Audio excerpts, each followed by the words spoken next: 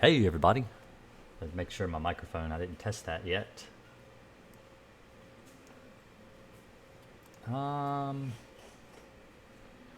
Properties, yep, I'm pulling from the right one. This one right here. Hey everybody. Here I am, live again, gonna talk, wearing my AC/DC shirt. It's an old one, from the first Iron Man, well, no, Iron Man 2. Anyway, I'm here to answer questions tonight. I shaved today. Had to do a crawl space termite job, and I felt nasty with all my facial hair, so I shaved it all off. But anyway, now I look a lot younger than I feel. So where's my coaster? My coaster is gone. I just have to use this piece of paper then. I don't like leaving watermarks on my desk. So anyway, I've been doing these streams on coronavirus and trying to help people because everybody's stuck in their house and it can't work, for people who can't work from home and they may have had their hours cut. I know I've been talking about a specific person that my wife was, we tipped the maid at the hotel we had to stay at, which we're getting ready to go to that same hotel next week because I have a long distance bedbug job. For those who don't know, I actually go all over the state of Virginia to do bedbug work.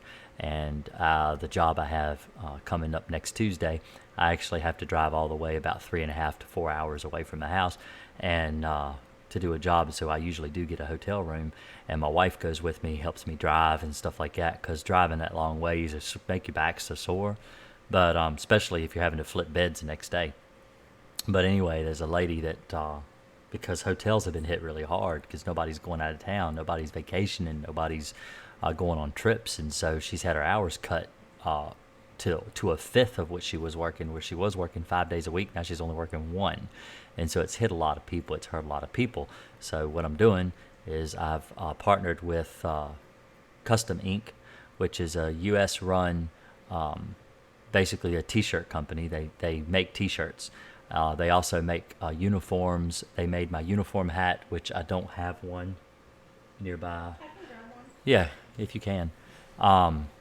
So they make my uniform hat, and they do embroidery.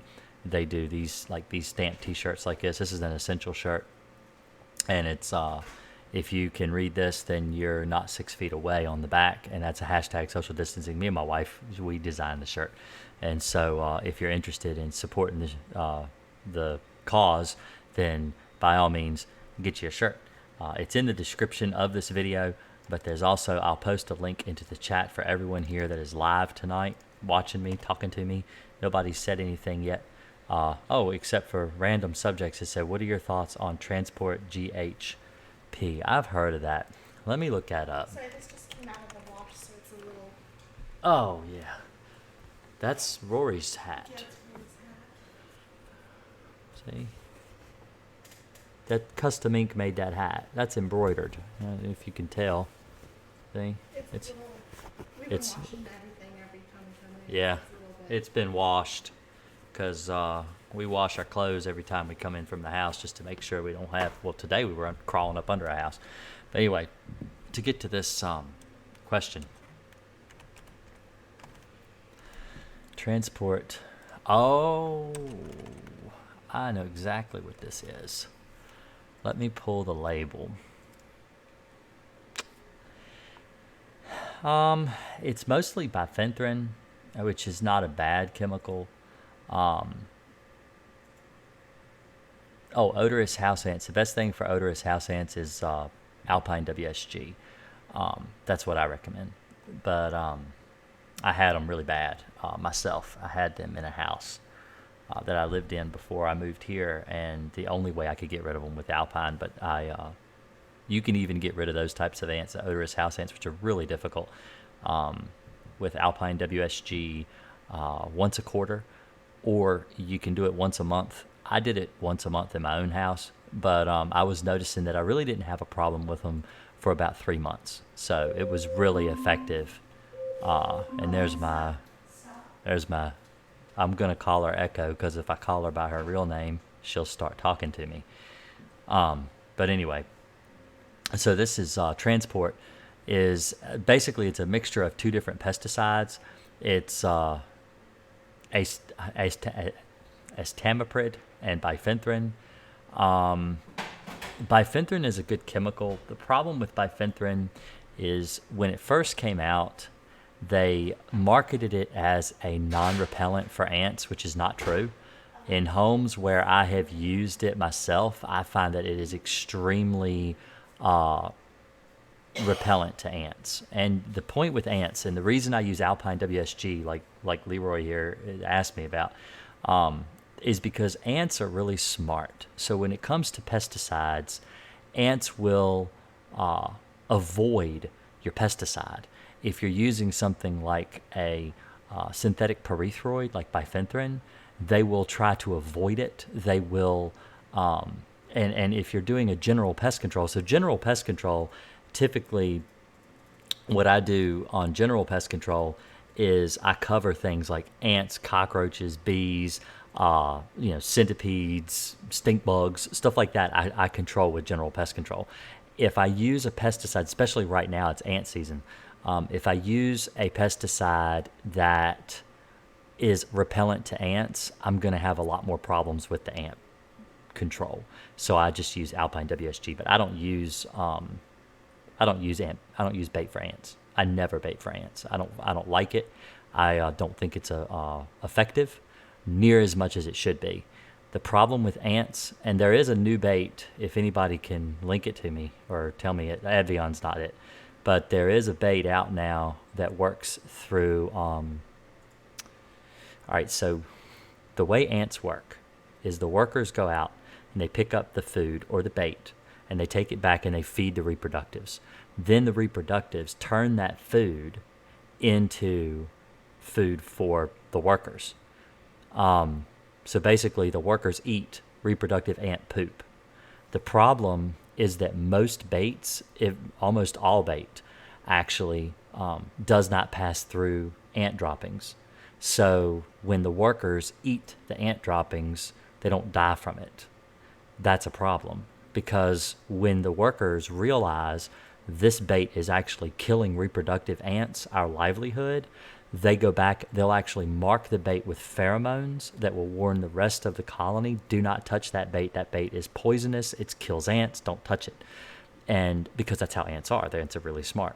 There is a new bait out that I learned about probably about a year and a half ago that they're working on. I think it was Bayer that is marketing it, that what it does is it actually poisons it passes through the digestive tract of the reproductive ant, and so that when the workers eat that, it kills them too. And not only does it kill the reproductive, it also kills the workers. It's a lot more slower acting. It doesn't kill them right away, so it takes a period of time before the reproductive actually does die, so they're able to pass it on into the worker ant.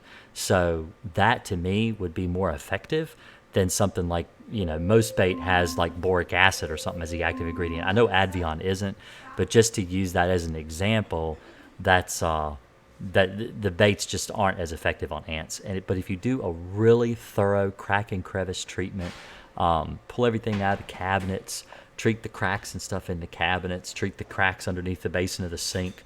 And this is if they're getting in the bathroom. Of course, odorous house ants will get into the kitchen and the bathroom. They'll get into all over in the house. But if you do a really good crack and crevice treatment, you will kill ants. It's not a problem to kill ants and get rid of ants. Most of the time with odorous house ants, they're coming from outside anyway, and so you can do a really good, thorough outside treatment. Try to track down where the nest is, if they're nesting in a tree or if they're nesting in the ground or somewhere near the house. I'll give you a tip. That if you check around the deck, all right, so say you got a house with deck boards where the seal joist, where the seal joist of the deck board actually screws to the wall. What will happen is between that deck board and the wall, you'll get leaf debris and dirt and clutter will actually build up in the crack there. And it will cause ants to want to live there. It'll cause moisture damage to the wood, not serious moisture damage, mild moisture damage, but enough to attract ants like odorous house ants, and they will get into those cracks. I use Alpine, Leroy, every month. I use it all the time. It's my normal, regular pesticide. It's expensive, but I use it all the time, everywhere. It's really safe. The reason I like Alpine is because it's a really safe label. It's a really good label. Barbara Ramsey, how can you prevent taking bed bugs with you if you move? That's going to be a hard thing to do. So I get this question all the time. In fact, almost every time someone is dealing with apartment living, they will ask me this question. How can you prevent taking bed bugs home? So what I tell people is, and this is with hotels too, this is the same rule. If you go to a hotel, how do you prevent bringing bed bugs from a hotel? How do you prevent bringing bed bugs from your neighbor's house? How do you prevent bringing bed bugs from your family's house? That's the same answer. So the same answer is treat your house. If you are going to move into another apartment and you're worried you might take bed bugs from your existing apartment to the one you're moving into, then you treat the apartment you're moving into before you move into it. You also treat your beds, treat your box springs, get something like Crossfire where you can actually treat the bed and box spring, and you treat all of your belongings that you can treat, and then you treat the apartment before you actually move into the house you're going to move into. You treat everything so that when you do move your belongings into it, if there's any bed bugs in your stuff, they crawl out and they die. They have nowhere else to live, and they'll die when they crawl out of your things. That's the only answer. There is no other answer. Mary Bowen asked centipedes. I'm not sure what your question, how to kill centipedes or what to do to get rid of centipedes. I have not used Apprehend. And the reason I do not use Apprehend is because Apprehend is a mold spore, and there have been problems with people breaking out with rashes who have had it used or used it in their home. I don't think the liability. The problem is the liability with using a chemical like that on someone's bed where they're going to sleep. I don't want to go and spray something on their bed that could cause them to have an allergic reaction. And there are allergic reactions with the spore that's connected with Apprehend. And so I don't personally use it at all. I just use Crossfire, but Crossfire works really good. I've had a lot of good results with Crossfire. My wife made cookies. See my cookies? She made me cookies. Not last time. It was a couple times ago. My wife makes me cookies because she's a good wife, and they're delicious. They're fat-free? They're not fat-free. They're butter-free. Yeah, but they got Oil-free. them chocolate chips are oil-free. Well, they got coconut butter in them, yeah. Yeah. Butter or whatever. They're not fat-free. They're delicious.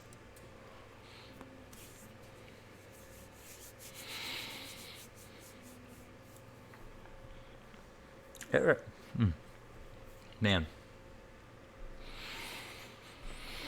Excuse me.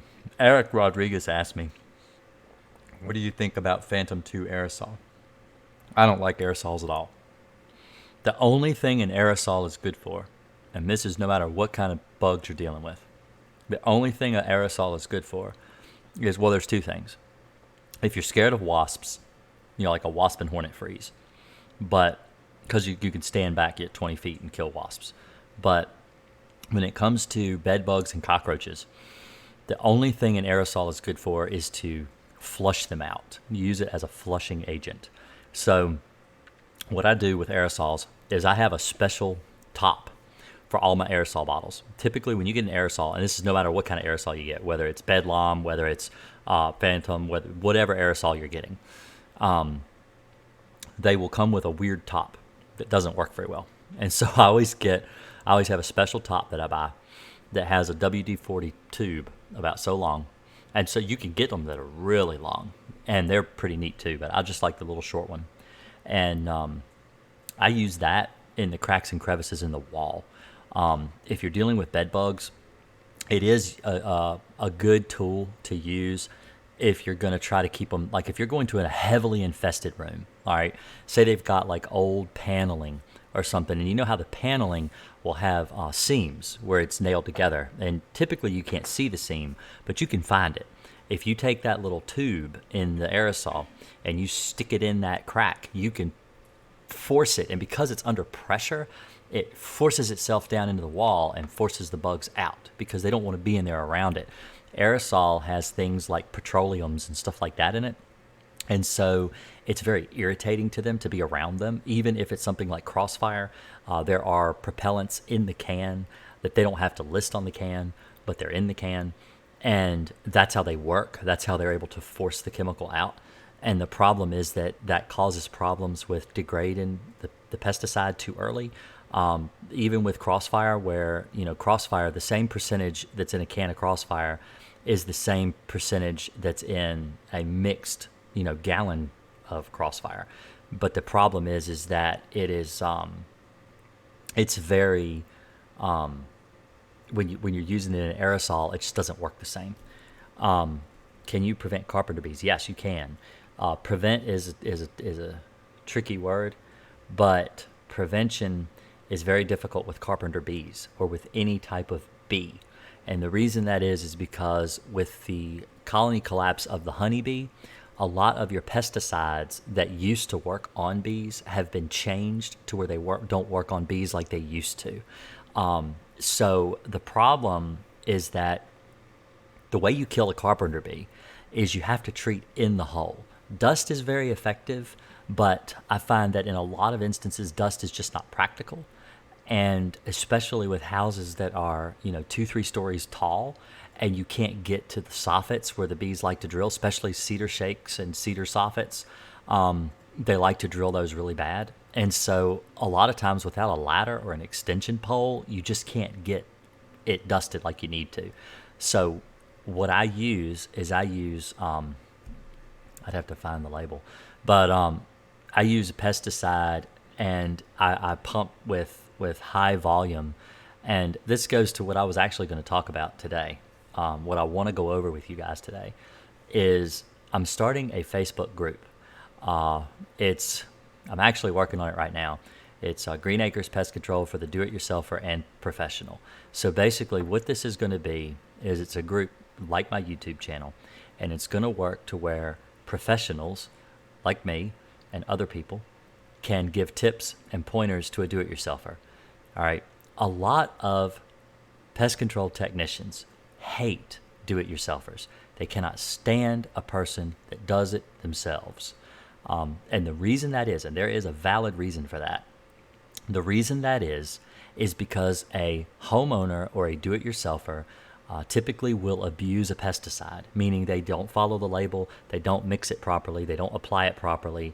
And what that does to the community is the government comes in, because the government knows everything that we need. They come in and they say, all right, this pesticide is being used improperly. This pesticide has got gross negligence. We're going to take these pesticides away from everybody. They don't just take it away from the consumer. They take it away from us. They take it away from the licensed, insured professionals too. So like when they eliminated chloridane from the market, they took it away from everyone. And one of the reasons they eliminated chloridane from the market is because people weren't wearing proper protective equipment. And so when you're not wearing your protective gear to protect you from pesticides, that's really dangerous. That's always like the number one problem is people just do not practice proper protective equipment. You've got to wear long sleeves no matter how hot it is outside, stuff like that. And also they were mixing it improperly, or they were using rodenticides improperly and poisoning their pets. So that stuff gets taken away from everybody. So what I'm doing is I'm creating a group where simple answers to all your questions. There's no stupid question. You can ask any question and we'll answer it. What I want from you guys is I would like professionals like me, owners, or even if you're just starting in the business, I'd like you to find me on Facebook. Let me actually give you my profile.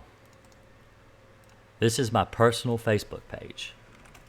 If you go there, you can click that. You can send me a message. I want you to send me a message if you're interested in being in my group. And what I want to do is I want to add some pros first.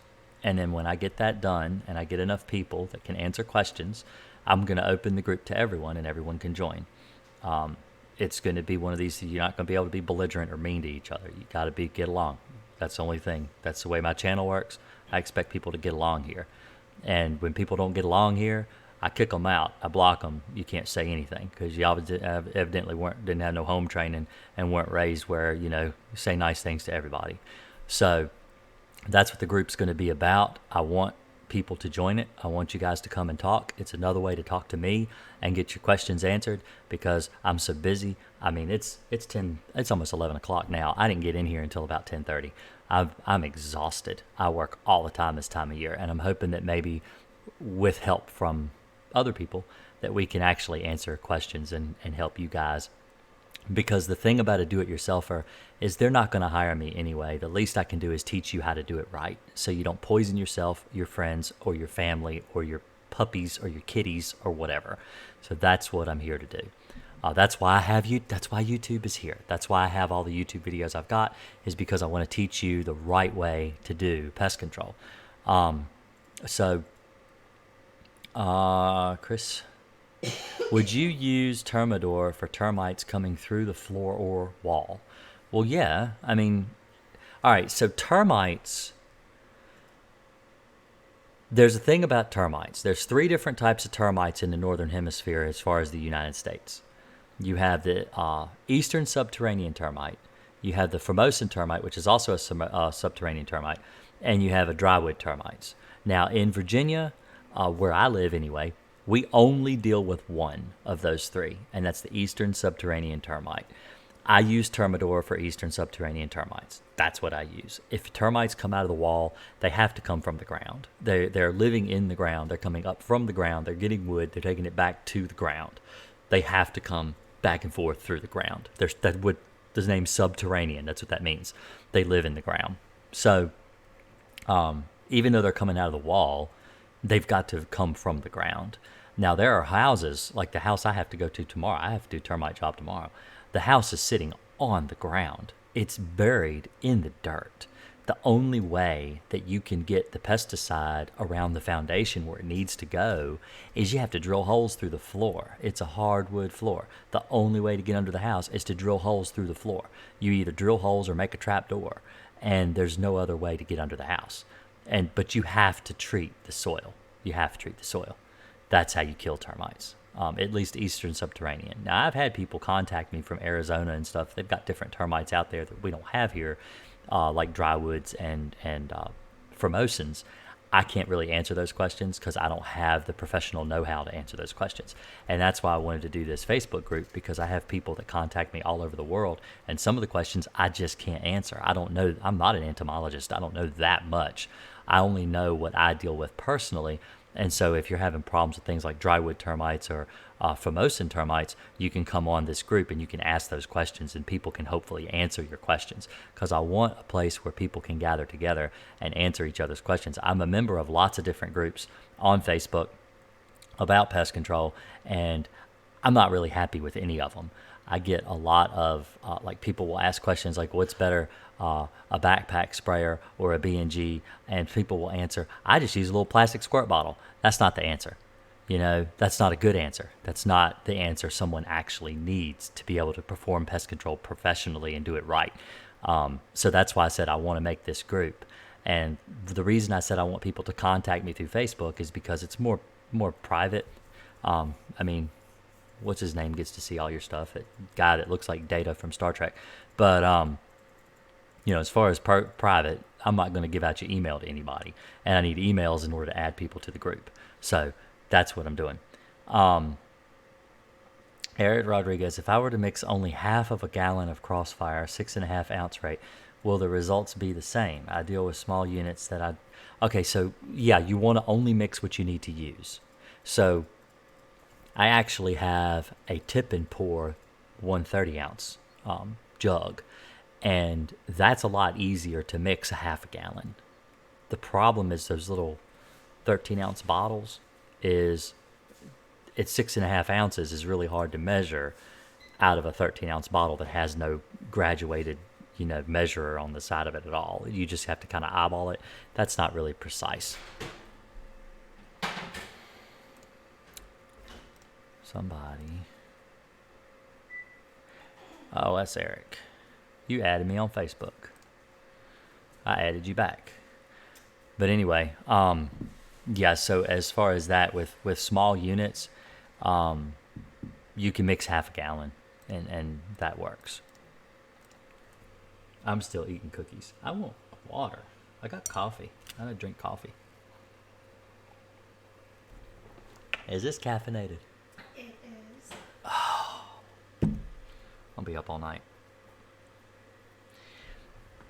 Have you ever tried Sentricon? No. And I will explain why I don't like Sentricon. And this is controversial because people love Sentricon. I hate Sentricon. I hate termite bait stations. The only reason that I would ever use bait for termites is if the house is within 10 feet of a well.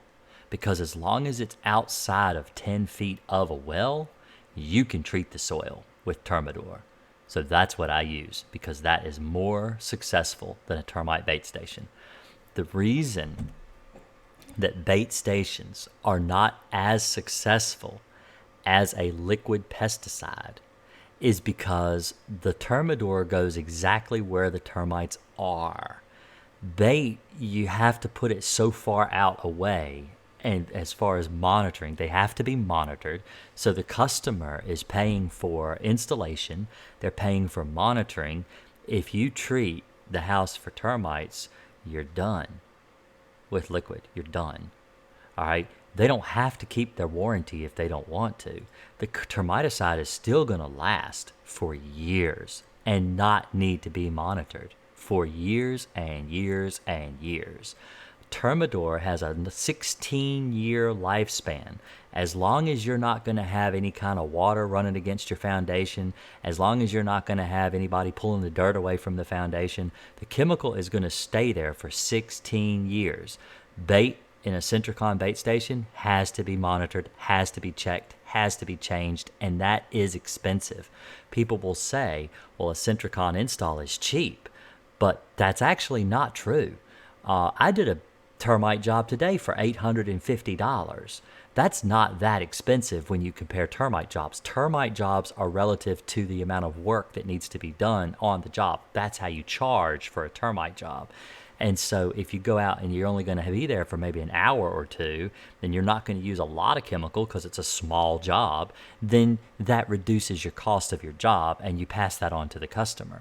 Sentricon is always done a specific way. You always have to have so many bait stations on the job. They have to be placed so far apart, and all of those bait stations have to be monitored. Even if it's cheaper on the installation, you're going to have to pay every single time they're monitored. Whether it's quarterly, whether it's 6 months, whether it's once a year, you still have to pay to have them monitored, because that's the only way the termites are going to die is if they get into those active bait stations, and they have to have active pesticide in them.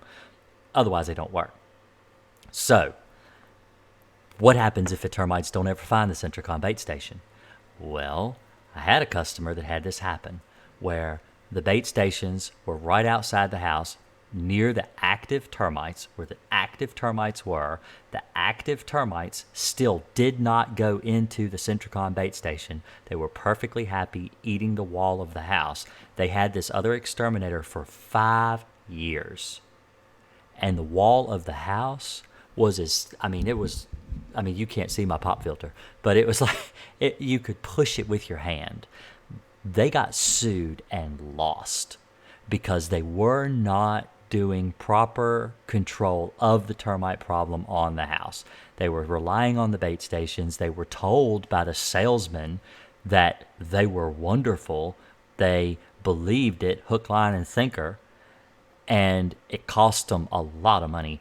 The guy ended up paying me to do the job, and the other exterminator ended up to pay, their insurance had to pay the damages because it was never controlled. So that's what you get into when you deal with Sentricon, whether you love them or not. All you need is one bad job to screw you over.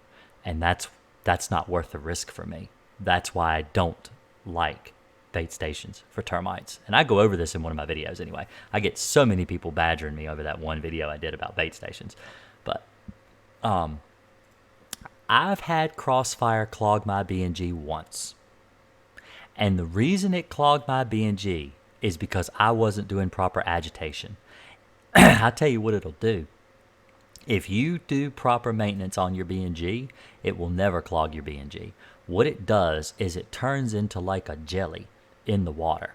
And so what I do is I take the, you have to take your wand apart, you right at the handle where the screen is, and you have to clean that all the time with Crossfire because it will gel up in that screen. And as long as you keep that screen really good and clear, you won't have very much debris come through and clog your tip. But you have to shake it all the time. Don't let it sit in the B&G overnight. It says on the label you can mix it the day before and store it overnight. Don't do that. That's what causes it to separate, because Crossfire is very thick, and in order to keep it suspended in the water, it has to constantly be shaken up and agitated all the time. And if you put it in your B&G and then let it sit there, it sinks all the way to the bottom, and then those tubes run all the way down the side of your can, and that's the first thing it sucks up is that glob of Crossfire in the bottom. And so you have to constantly shake your can when you're using it because it's really thick stuff. Like Phantom. Phantom's really thick. Phantom's horrible. I hate Phantom. I've used it for roaches and stuff, but I cannot stand it because it clogs so bad.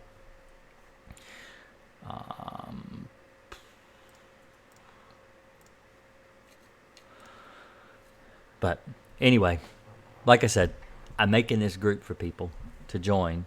And I'm hoping that it works all right and that everything's good. Let me see, Eric.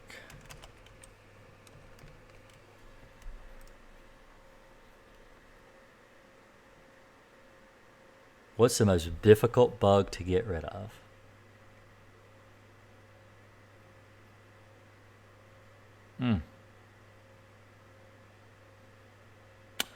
Now,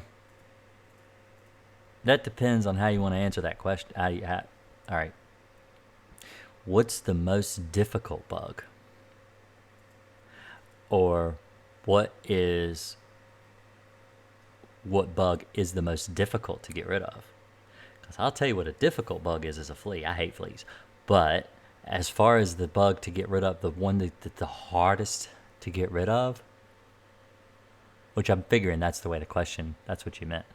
I would say fleas are the hardest because fleas require... They're not hard. They're not hard to get rid of. The hardest part about fleas is explaining to your customer that there's a hatch cycle and that they're going to get bit until they all hatch out and die. That's the hardest thing about fleas. Honestly, bed bugs are not hard to get rid of at all. Cockroaches are not hard to get rid of at all. Those are the ones people probably complain about the most. But if you know what you're doing, they're not really very hard. Ants, I would say probably ants are the hardest. And the reason ants are the hardest is, like I was explaining, when it comes to baiting for ants and stuff like that, they're really, really smart. Not only that, but ants, they have a behavior where they learn. So let's say ants are getting into your home and you're treating your house for these ants and you're using a non-repellent pesticide, which is a really good idea for ants. But what will happen, most of the time, ants will leave your house alone if they're coming from outside. Because what happens is they travel along and they realize there's dead ants in the trail that they've been traveling for so long. They turn around and they'll find another place to forage for food. Because they realize that they equate dead ants with danger. They're really smart. They really can adapt in that way. But the problem with that is, now maybe they find a new way into the house that that they feel is less treacherous. Now how do you get rid of them? Where have they traveled and how did they get in?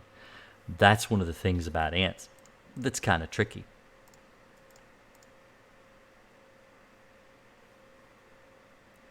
I'm guessing all these people that are adding me right now are adding me because I asked you to, because I don't know who you are and you ain't got no friends in common with me. I'm adding you anyway.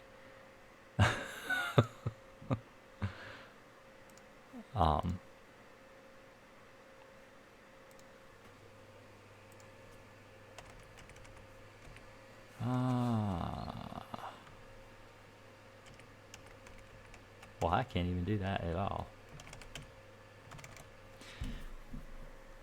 But that's what I think is the most difficult are ants. Honestly,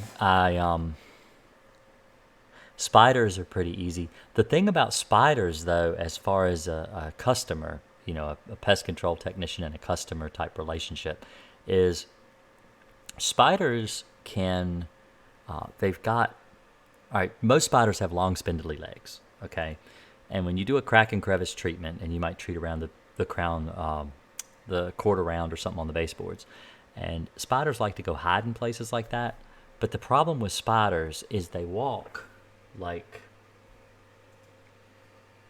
let me get this little piece of paper. My daughter likes to draw on my desk. See, you got like a piece of paper. All right, so the spider will walk like this, where a roach or something will actually drag their body through the pesticide. But the spiders are only contracting maybe on the tips of their feet, and until they go somewhere to hide, are they sitting in the chemical. So the thing that does, though, is that the even spiders that make a web eventually have to crawl across the ground to get into your home. And so they can step over the pesticide, or they're not really getting enough of it on them to kill them quickly. They'll still die because of the way a chemical works on an arthropod, so they still will die, but they're able to spin a web. All right, so a lot of times with spiders is they can actually spin a web before the chemical kills them. It takes a spider 20 minutes to spin a web. Sometimes an hour or an hour and a half if they're like an intricate orb spider or something like that. But typically they spin them in 20, 30 minutes. And then they're dead. Then they'll die in the web. And this is fresh chemical. This is a chemical that was applied maybe yesterday or the day before. The chemical is killing the bug. They usually die within 30 minutes to an hour. But that's plenty of time for them to spin a web. And so if they're able to get up there and spin most of their web and then they die in the web, the customer equates webs with you're not doing your job. But really, the spiders are dead. It's more like a cobweb, and that's just the way spiders are. And they make chemicals that you can apply that cause the spider not to be able to spin a web, but those are more for commercial places like Walmart and places that have the real high ceilings that you can't get to with a regular B&G. And so you treat it with that chemical. But the problem with that is it's so expensive, it's not really cost effective to use on a customer home. So outdoor bait. Right. That's right, Chris. I've used baits. All right. Now, when I say I don't use bait, I'm not saying I've never used bait. I'm saying I don't use bait now. All right. Back during the Dursban and Termidor switch, when everyone was switching from Dursban to Termidor, there was a period in there where there was lots of different things on the market. There were baits. There was like Primus. Primus is one. It's a bait for termites. That's actually by the same company that makes Termidor. I've tried lots of different baits on the market. Now, Sentricon is one that I have not tried because I've been behind failed Sentricon systems. But the bait for termites, the way it works with like a Primus gel bait, is you have to actually inject it into the infested area. So you put it in where the termites are working in the wood, and they take the bait back and they feed. I've found that it worked, but it didn't work very well. The termites still, like with ants, almost identical to the way bait works for ants, is the termites would stop working for a little while, but then because the bait eventually was all gone and there wasn't really enough to go around, and you had to constantly come back and reapply and reapply and reapply, like I said, just like with ants, that it just wasn't cost effective for the customer. It's still better to do a liquid application. And I mean, this is going from, Dursban jobs with chlorpyrifos, which is the active ingredient in Dursban. I was using Dursban, and I was getting about 98% success with Dursban. But you still had that margin of error where if you missed, termites only need a 1/16 of an inch to fit through, about the size of a toothpick. That's all the space they need to get into your house. With Dursban, because it's a repellent, if you missed a spot, which is typically underneath a concrete slab, because you can't see what's going on under the slab, the chemical could be coming down and hitting a rock and going off to the side and missing an entire area. So that's usually where you have to end up coming back and drilling more holes and figuring out where the problem was. And in fact, a lot of times it usually meant going into the crawl space and getting the drill and drilling all the way through the foundation wall to get to that dirt pile on the other side to kill those termites, which is a lot of work. The Termidor just eliminates completely. As long as you can get the Termidor into the active infestation, the way like when Termidor first came out, they sold these perimeter plus treatments. So the way it worked is you did the exterior of the perimeter of the home plus anywhere termites were active. So that includes like stumps. Like if you go to the house and there's a stump in the middle of the yard that had termites in it, you treat the stump, because the likeliness that termite colony is also eating the house is pretty high because it's right there at the house. So you treat the stump. Landscape timbers laying on the ground that are rotten and full of termites, you treat those areas, and it kills the termites in those areas. And so it was really effective. I went from 97 to 98% effectiveness of termite work to 100%. I've never, ever, ever had a job where fipronil didn't kill the termites. Never. Not one time. Ever. And that's impossible to say prior.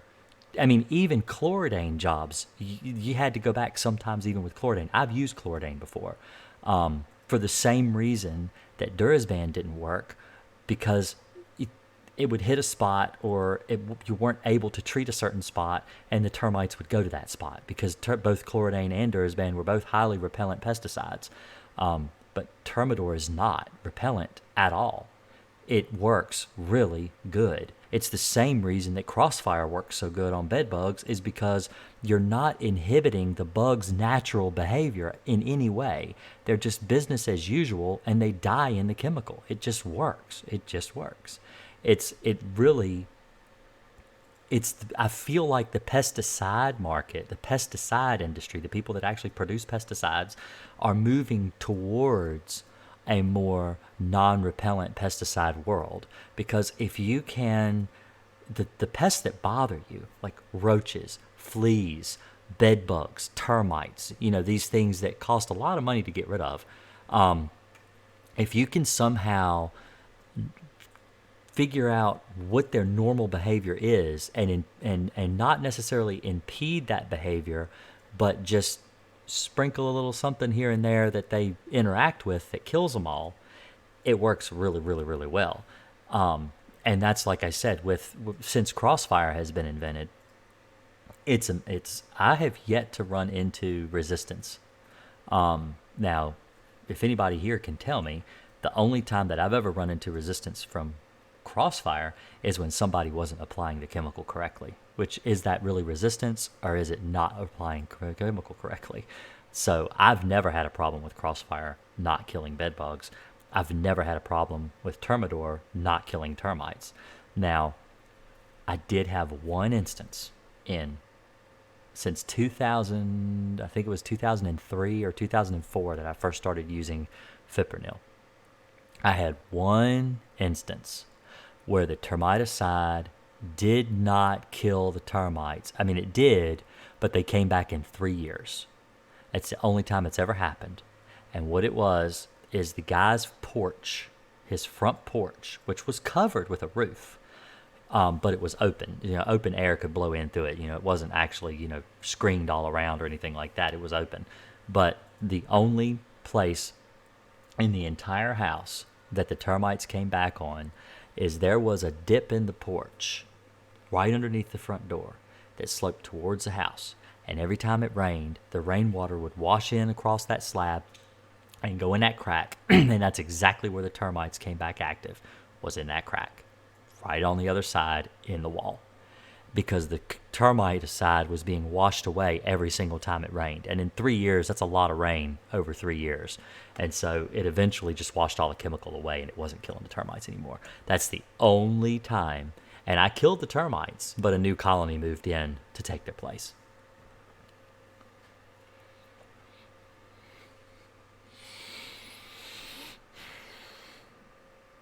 The only treatment for bed bugs is crack and crevice.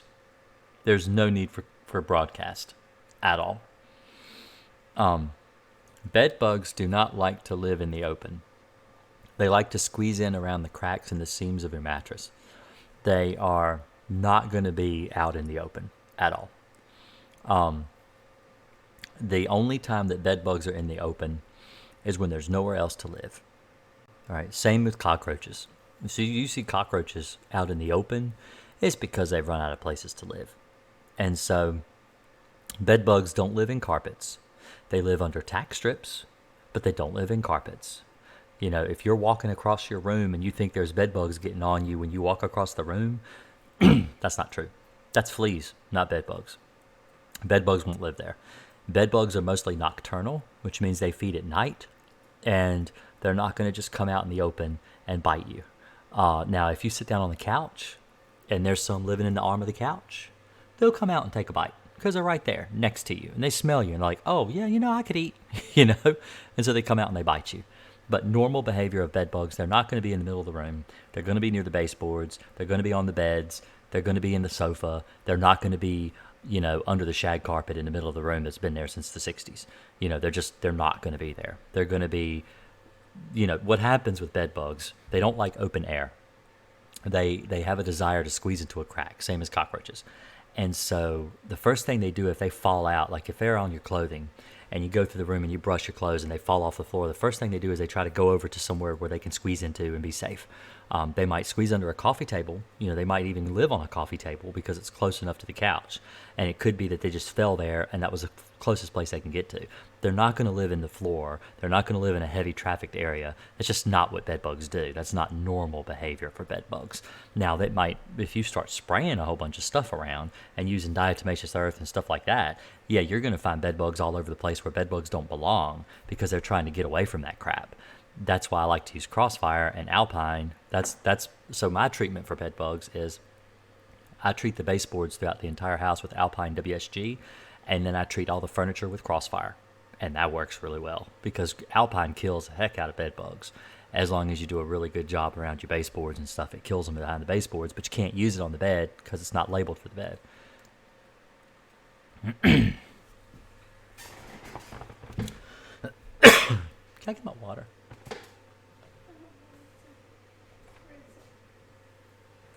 I think it's right there. I'm thirsty. The coffee's not really helping my throat. I have a chronic cough, and I actually had a lady who's a nurse that told me that I needed to have my cough checked, that she thought I had a respiratory problem. Nah, I just got coronavirus. I'm kidding. I'm kidding. I don't really have COVID. I don't want to be quarantined 14 days. I really don't. I'm not sick. I know my grandmother has the exact same chronic cough. If she talks too much, doesn't have water, she coughs like that too. It's hereditary. But anyway, well, that's the main thing I wanted to talk about tonight. I wanted to get on here and I want to talk about the shirt. I've sold 2, I think.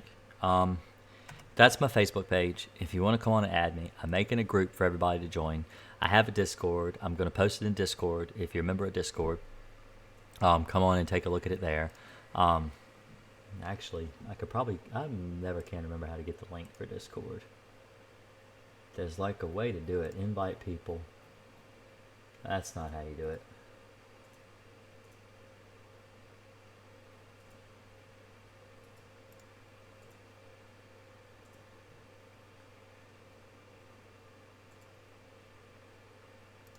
Huh.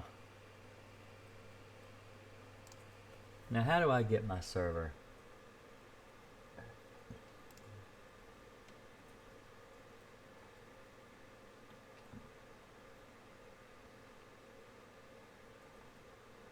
Well, it's on my description. It should be in the description of the video. Let's see. Oh my goodness, it's not. Well, shoot, it should be. I'll fix that later when I get a chance. So if you're watching this VOD and this, because all of my videos go up on the internet, you can watch them later. So if you're here and you came late and you want to watch the show, it'll be live probably within a couple hours of uploading it. It depends on how long YouTube takes to encode the video. But I'm at 52 minutes right now. I've been up for almost an hour. I told my wife I'm just going to get on and tell people about this Facebook group I'm making, because I really want, my desire is to help people. I really do like to help people. I don't mind giving out free advice. I've got hours upon hours upon hours upon hours of free advice on YouTube. I've got so much information here on my YouTube channel for you guys to go and rifle through and look at. As far as like the way bugs behave, I've got myths I debunk. I've got lots of information on bed bugs. I got lots of information on cockroaches. It's all free, and I just like to do this. This is like, I guess you could say it's like a hobby for me, but I really like pest control. I've made it a career. I love my job. I tell people, I said, it's not really work if you love your job, is it? It's, I mean, is it really? I just, I look forward to the day. People post these Monday memes. Oh, it's Monday. Oh, no. I look forward to the beginning of the week and getting out of the house and going and working. I've always been that way, not even during this whole COVID-19 thing and just trying to get out of the house.